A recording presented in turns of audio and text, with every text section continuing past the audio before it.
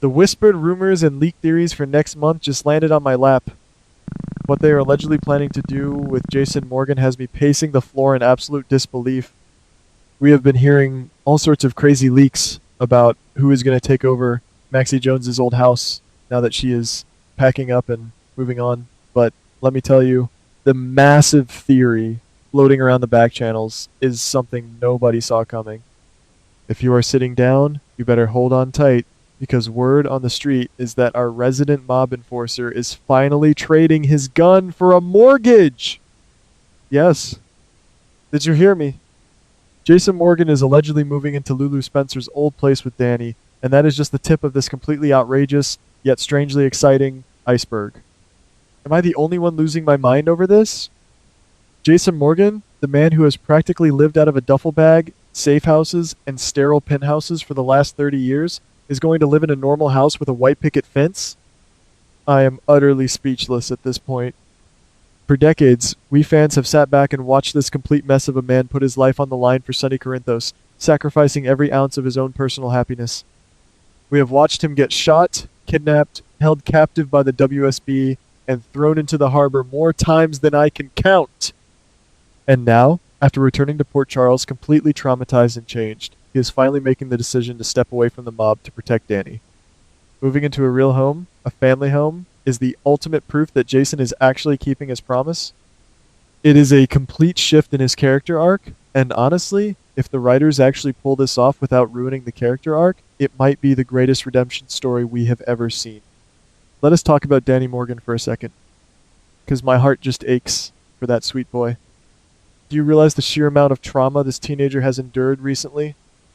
He had to step up and rescue his sister Scout from Drew Kane's captivity. He was arrested by the PCPD after the absolute chaos at Windermere with Ross Cullum. He knows the dark secret that Rocco Falconeri was the one who actually shot Cullum, and he had to sit in an interrogation room while his own father took the blame. Danny is drowning in adult problems, and he desperately needs a safe haven. Jason buying or renting Maxie's old house, the very same house that once belonged to Lulu, is Jason's way of building a fortress of peace for his son. It is Jason saying, I am home for good, and I am putting you first. No more temporary apartment. No more hiding. Just a father and a son trying to build a normal life. It is about time. But wait, ladies, because this is where the theory takes a turn that literally made me gasp out loud in my living room. If you think Jason and Danny living in Lulu's old house is the whole story, you are dead wrong. When a man like Jason Morgan gets a house with extra bedrooms, you know the writers are not just going to leave those rooms empty. Enter the wild card of the century, Serena Baldwin. Yes, Serena Baldwin, who just blew back into Port Charles to help Lucy Coe in that vicious corporate power struggle at Deception. We all know Serena is currently clashing with Michael Corinthos, Brooklyn Quartermain, and the terrifying Tracy Quartermain. She is a woman on a mission, but she is also a woman who is going to need a place to stay. And the rumors are swirling that she is going to cross paths with Jason Morgan in the most unexpected way possible. How on earth do Jason Morgan and Serena Baldwin end up under the same roof? According to this explosive theory, Serena is going to need temporary housing, and Jason is going to need someone he can trust to help keep an eye on Danny while he deals with the messy, dangerous fallout of leaving Sonny's organization. We all know Sonny is not just going to let Jason walk away without a fight, and with Rick Lansing whispering poison into Sonny's ear, Jason is going to be fighting a war on multiple fronts. He cannot leave Danny alone in that house while he settles his mob debts. So, what happens? Serena Baldwin becomes the ultimate, unexpected roommate. Can you even imagine the dynamic? Jason, the stoic, silent protector, and Serena, the fiery, independent businesswoman, sharing a kitchen? I am screaming just thinking about it. Now, let us look at Jason's romantic history, because it is a tragedy of epic proportion. From Sam McCall to Carly Spencer to Elizabeth Baldwin and even the late Britt Westbourne, Jason's love life has always been defined by danger, mob shootouts, and heart-wrenching betrayal.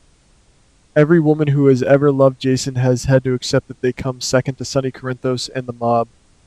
But Serena Baldwin is different. She has zero ties to the mob. She does not care about the Corinthos coffee business or the territorial wars. Serena represents something Jason has never truly had: peace. If the writers are pairing Jason with Serena, it is a massive neon sign that Jason is truly leaving his violent past behind. She is the breath of fresh air he desperately needs. And let me tell you, the slow burn potential here is absolutely phenomenal. We are not talking about a rushed, scandalous affair. We are talking about two adults living under the same roof, sharing late night coffees, and slowly letting their guards down. Serena would see the side of Jason that nobody else gets to see, the vulnerable father trying to make up for lost time. Jason would see the fiercely loyal woman beneath Serena's corporate armor. Day by day, week by week, the proximity would break down Jason's emotional walls. I can already picture the scenes! Jason coming home exhausted from dealing with Rick Lansing's legal threats, and Serena just handing him a plate of food without asking a million questions. It is the domestic bliss we have been begging for since the 1990s? But the real magic of this theory, the part that brings actual tears to my eyes, is how Serena would fit into Danny's life. Danny is a teenager who has been pushed around, lied to, and forced to carry the weight of the world on his shoulders. He does not need a new mommy trying to replace Sam. He needs a friend. He needs an adult who treats him with respect and does not coddle him. Serena is exactly that kind of person. She would not force a maternal bond. She would build a genuine, organic friendship with Danny.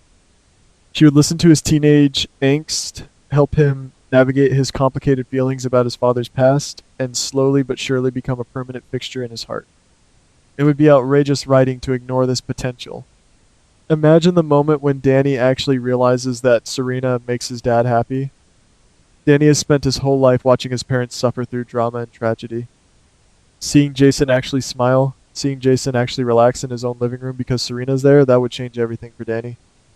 He would embrace Serena not just as his dad's girlfriend, but as the glue holding their new family together. The idea of Serena Baldwin becoming Danny Morgan's stepmother is so incredibly beautiful that if the writers ruin this, it will be a heart-wrenching betrayal and a massive disrespect to the fans. It is the perfect evolution for all three characters. Of course, a happy Jason Morgan is something the universe and the General Hospital writers usually refuse to allow. You just know that Sonny Corinthos is going to lose his absolute mind over this. Sonny thinks he owns Jason. Sonny is already furious that Jason is pulling away and refusing to trust Rick Lansing. When Sonny finds out that Jason is playing house with Serena Baldwin in Lulu's old place, the backlash is going to be nuclear. Sonny will view Serena as a threat, a distraction, and an enemy who is keeping his best enforcer away from the family business. The confrontation between Sonny and Serena would be legendary. Serena Baldwin is not some shrinking violet. She would stand right in Sonny's face and tell him to back off. I am getting chills just picturing her, putting Sonny in his place. And what about Michael Corinthos? Michael's already clashing with Serena over a deception. How is Michael going to react when he finds out his corporate rival is sleeping in the bedroom down the hall from his uncle Jason? The family dynamics would be an absolute glorious mess. Michael might try to use Jason to get leverage over Serena, or he might try to turn Jason against her. But this new changed Jason Morgan, the one who survived WSB captivity and swore to put Danny first, is not going to let the Corinthos family dictate his life anymore. Jason choosing Serena and Danny over Sonny and Michael would be the ultimate declaration of independence. It would be the most satisfying character growth we have seen in decades. Let us talk about the symbolism of the house itself. That house holds so much history for the fans. It was Lulu's sanctuary, it was Maxie's chaotic but loving home, and now it could be the foundation of the Morgan family. A house filled with memories of strong women and surviving tragedy. It is the perfect setting for Jason to finally lay down his burdens. No bulletproof glass, no secret exits, just a front porch and a living room where a family can actually be a family. For those of us who have watched Jason suffer for 30 years, seeing him carve out a normal slice of the world for himself, Danny, and Serena feels like the ultimate reward. It is a profound respect to the fans who have stuck by this character through thick and thin. I am literally shaking with excitement just talking about this. I know. The network has not officially confirmed who is getting Maxie's house yet. It is still just a massive, beautiful theory. But guys, it makes too much sense. The writers have the perfect opportunity to give Jason Morgan the life he always deserved. They have the perfect opportunity to pair him with a woman who brings out his humanity instead of his lethal skills. If they throw this away just to put Jason back in a black t-shirt, standing behind Sonny Corinthos like a silent bodyguard, I am going to riot. We deserve this. Jason deserves this. Danny deserves this. Please, General Hospital, for the love of all that is holy, give us Jason, Serena, and Danny living happily ever after in that house. I cannot take the suspense anymore.